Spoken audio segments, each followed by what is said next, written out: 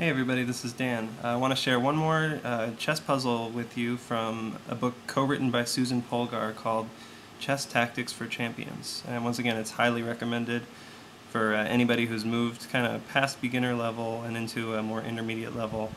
A nice mix of tactical ideas and puzzles, and just a really good way to kind of sharpen your skills. So anyway, this puzzle is drawn from that book, and it's white to move. So before I give any clues as to what you should be looking for here, if you want to pause the video and just take a look from white's side, what's the best way to continue here? And if you do that, you just think about it and press play when you're ready. Okay, so actually in this puzzle, white's idea is to trap black's bishop on b4. And if you look at black's pawns on a7, c7, and d6, they're on dark squares, and black's bishop is also on a dark square. So those pawns, if the bishop is pushed back, those pawns will not allow the bishop an easy way to escape towards black's end of the chessboard. So what white needs to do is use white's pawns to kind of bully the bishop and force it into a position where it will just be lost because it has no moves. So the way to continue here is first to push the pawn to c3, after which you'll see that the bishop actually has one move, only one move, and that is to retreat to a5.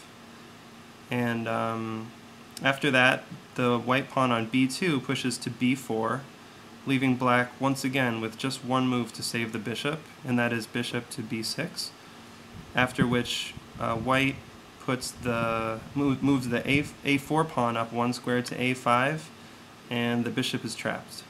So as in any situation where one of your pieces is trapped and you're forced to lose material, black would be best served to just grab something here, so you might as well just take a pawn, and then white can use either the pawn or the rook to recapture the bishop. Let's say here it's the rook, and you'll see that white is up a piece, and black has only one pawn as compensation for the piece. So in this position it would be white with the advantage here. So anyway, I thought this was a pretty cool pattern. It's worth noting when you're either playing with a bishop or playing against a bishop what color your pawns and the opposing player's pawns are on, because you'll see here that black's pawns are not well placed to allow the bishop freedom of movement. And white's pawns, the b2 and d4 pawns, once this push is made to c3, this pawn chain on the dark squares is really, really effective in limiting and eventually completely eliminating any possibilities for black's bishop.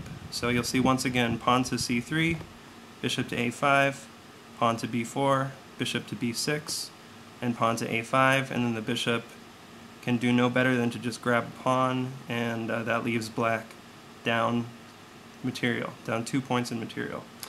So, hope you enjoyed that little puzzle. I thought it was a nice one, and trapping bishops in this way is definitely something that can happen often in practical play. So watch out for your bishops, and in the case of trapping an opponent's bishops, look out for when your opponent's bishop may not have a lot of escape squares. There could be a way for you to trap it. So hope you enjoyed this, and I'll share another video soon.